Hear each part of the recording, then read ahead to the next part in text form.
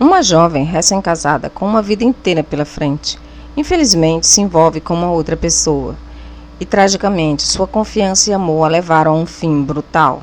Este vídeo é um alerta sobre os perigos que muitas vezes se escondem nas sombras da nossa sociedade. Olá, mundo! Esse é o canal Você Questiona Isso. Eu sou a Ilma Paula. Aqui contamos histórias reais e curiosidades que acontecem no mundo e você não sabia. Te convido a se inscrever e acessar o sininho das notificações para não perder nenhum vídeo. Erin Evelyn nasceu dia 15 de julho de 1994 no Tennessee, Estados Unidos. Erin foi adotada pela família Evelyn desde quando era criança e as pessoas diziam que ela era uma pessoa quieta e tímida. Amava demais os animais. Então ela teve todo tipo de bichos diferentes, peixes, hamsters, gatos, cachorros. Só que ela tinha um carinho muito especial por cavalos e quando ela estava com os cavalos ela demonstrava que era uma pessoa totalmente diferente. Ela sempre ficava mais feliz e mais confiante. Quando estava na escola, conheceu um rapaz que se chamava John.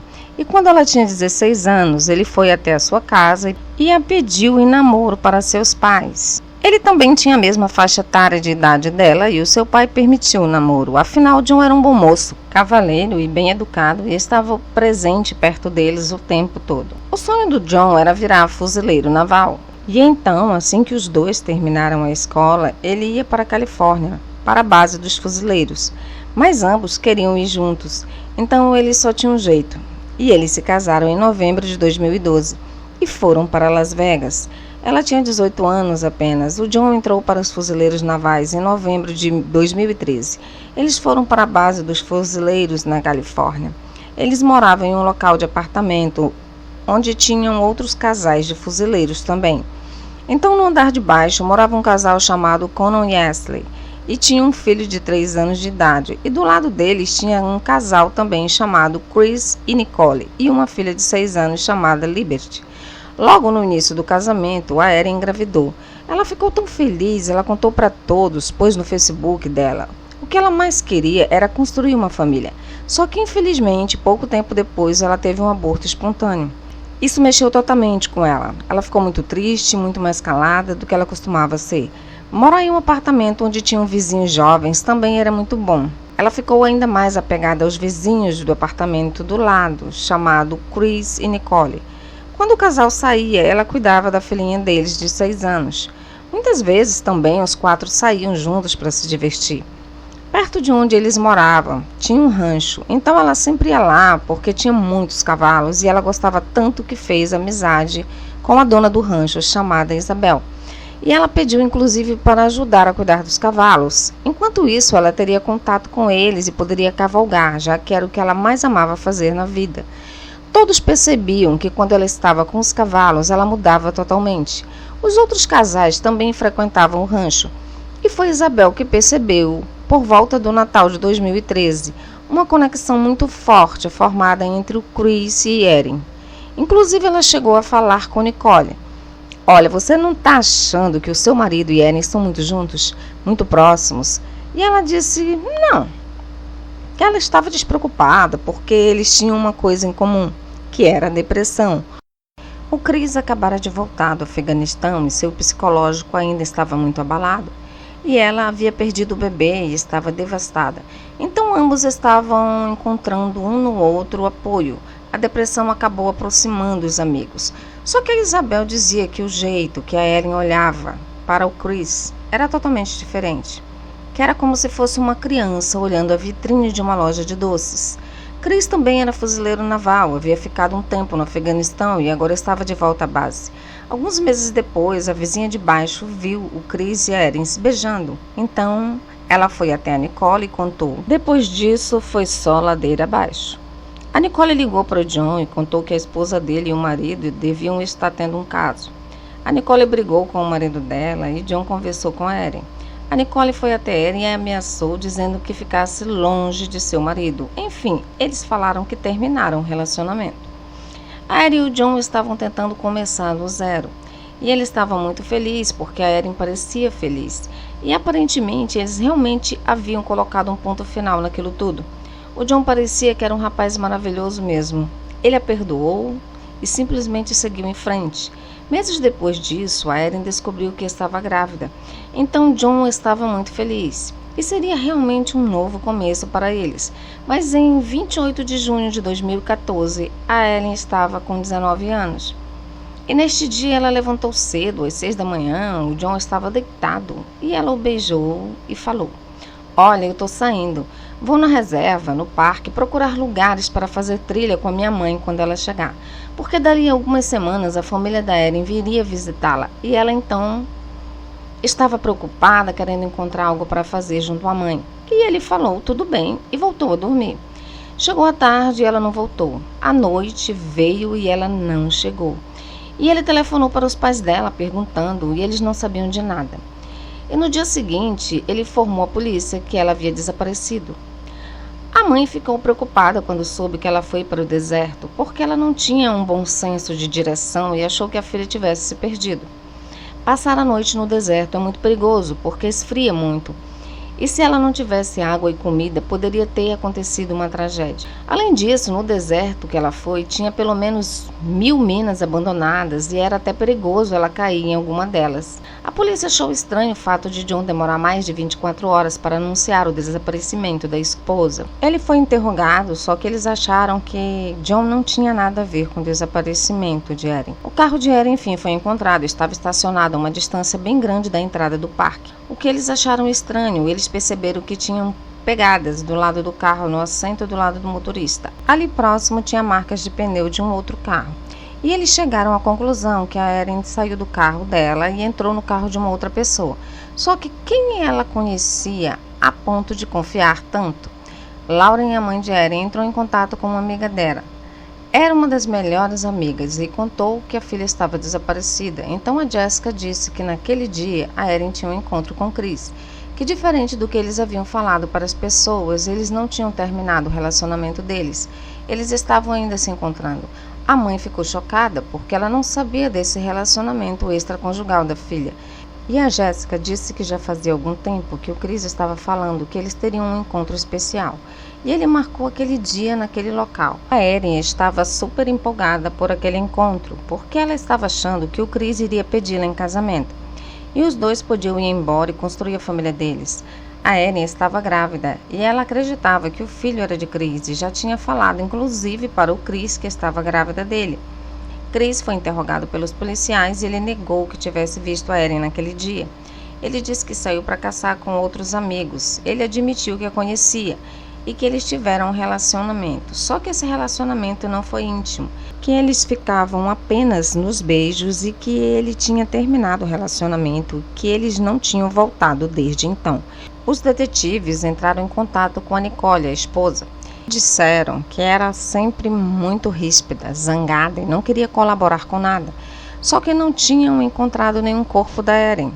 Eles nem poderiam falar que ela tinha perdido a vida. Não tinham provas nenhuma contra o Chris e acabaram soltando ele. Logo depois de um tempo, ele foi liberado dos fuzileiros navais. Então ele voltou para o Alasca, de onde ele era com a filha e com a esposa. O deserto era grande, muitas pessoas e equipes de busca saíram para procurar Erin e não a encontraram. Até que a dona do rancho lembrou que tinha ouvido uma conversa entre o Chris e alguns amigos. Ela disse que o Chris estava conversando com alguns amigos sobre um local ali no deserto, perto de algumas minas, que essas minas eram difíceis de ser localizadas e qualquer pessoa que sumisse ali não seria encontrada. Então uma equipe especializada em minas foi até esse lugar mais distante. Depois de dias, quase desistindo, perceberam um cheiro de gás dentro de uma delas. O gás em si ele não tem cheiro, só que é colocado uma substância nele para quando tiver vazamento a gente perceber que realmente tem aquele cheiro estranho e aí correr atrás de fazer alguma coisa. Mas o gás de cozinha, o gás propano em si ele não tem cheiro. Então eles colocaram uma câmara dentro de um balde e esse balde ele foi até a mina lá embaixo. E aí eles puderam verificar que tinha um corpo e outras coisas juntas com esse corpo. Isso foi dia 16 de agosto de 2014. Foi confirmado que o corpo era da Erin, só que ele estava em um bom estado de decomposição. Junto com ela tinha um garrote caseiro, que é um instrumento que dá para você estrangular uma pessoa. Esse garrote estava no pescoço dela, então mesmo ela tendo uma queda tão grande daquela mina, o garrote não se desprendeu. Também tinha ainda um pneu e também um tanque de propano lá embaixo, com uma camisa enrolada ao redor de uma tocha. Também uma garrafa de bebida Sprite. Acredita-se que essa camisa foi embebida e jogada lá embaixo da mina. O tanque de propano já estava lá então. A pessoa que jogou queria que tudo isso explodisse e assim então começasse uma queimação. E de forma nenhuma haveria qualquer vestígio do que houve ali. A Erin estava no começo da gestação e não foi possível identificar, porque ela já estava em estado avançado de decomposição e não foi possível ter certeza se ela estava grávida. A necrópsia revelou que ela tinha várias fraturas no crânio, uma delas ocorreu um pouco antes ou durante a morte dela. Também tinha fratura na clavícula esquerda e na costela esquerda, que aconteceu um pouco antes ou durante a morte dela. Havia muitas outras fraturas no crânio e no corpo, só que isso aconteceu depois da partida dela, no momento que ela foi arrastada até a mina ou quando ela foi jogada. A polícia fez exames de DNA com as peças que encontraram ali dentro do poço, e a camisa tinha o DNA do Chris e a garrafa de Sprite tinha o DNA do Chris e da Erin, ou seja, poucos minutos antes disso acontecer, eles estavam dividindo a mesma bebida. Chris é preso e acusado de assassinato de primeiro grau. Ele se declarou inocente. O julgamento começou em novembro de 2016 e ele estava ainda se declarando inocente. A promotoria disse que o motivo foi que ele não queria que a esposa soubesse da gravidez, porque isso seria realmente o fim do casamento dele. Então ele resolveu tirar a vida de Erin. A promotoria também quis mostrar que não foi um assassinato sem querer, que seria um assassinato de segundo grau, mas sim que foi com a intenção de tirar a vida dela, porque ele já tinha levado um tanque de propano, ele já tinha feito um garrote caseiro, então ele já tinha planejado tudo, planejado inclusive que eles teriam um encontro amoroso ali, e seria um encontro especial. Uma corda azul que foi encontrada dentro da mina batia exatamente com o mesmo pedaço de corda que ele tinha no carro dele. Jessica foi ao tribunal e disse que a Erin comentava sobre esse relacionamento dos dois. Ela estava apaixonada pelo Chris e o Chris prometia para ela que iam construir uma nova família com a filhinha dele, com esse filhinho que estava por vir, e que eles iriam embora para o Alasca. Aslen, que foi a mulher que viu os dois se beijando, que contou para Nicole, ela também foi ao tribunal. Ela disse que o Chris falava de assassinato muitas vezes e que ela nem conseguia contar exatamente quantas vezes ele discutia sobre isso. O marido da Aslen, o Conan, ele deu um testemunho e disse que o Chris conversou com ele também sobre o assassinato. Ele falou a ele que se um corpo estivesse preso a pneus e começasse uma combustão, aquele corpo nunca seria identificado, o que foi mais ou menos o que ele quis fazer com a Erin. Wendell, um fuzileiro naval também, foi a testemunho e ele disse que o Chris algumas semanas antes tinha perguntado para ele se aquele local ali no parque, perto das minas, tinha câmera de segurança.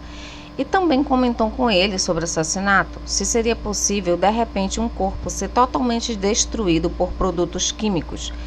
Quando o promotor perguntou ao Wendell se ele não achou estranho aquele tipo de conversa, de insensibilidade, o próprio Wendell disse que não, porque ele havia voltado do Afeganistão e quando você volta de lá parece que você perde a sensibilidade, você perde a sua empatia. Então ele não achou aquele tipo de conversa estranha.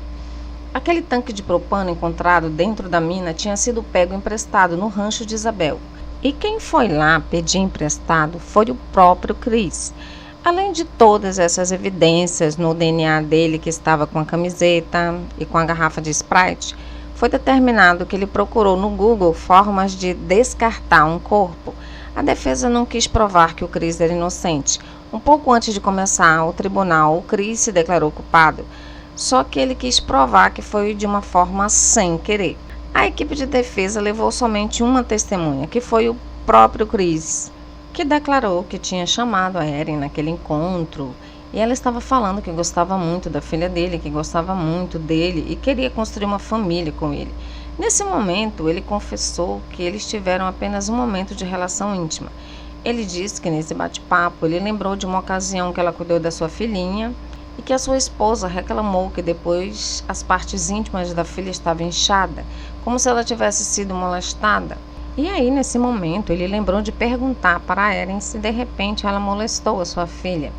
E ela começou a falar que sim, que tinha molestado, só que nesse momento ele já havia perdido o controle e ficou tudo muito confuso.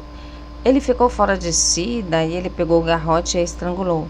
Ele disse que ficou sufocando e não sabe quanto tempo levou, 5 ou 10 minutos, e nem se deu conta de que ela já havia partido. Então ele a jogou dentro da mina.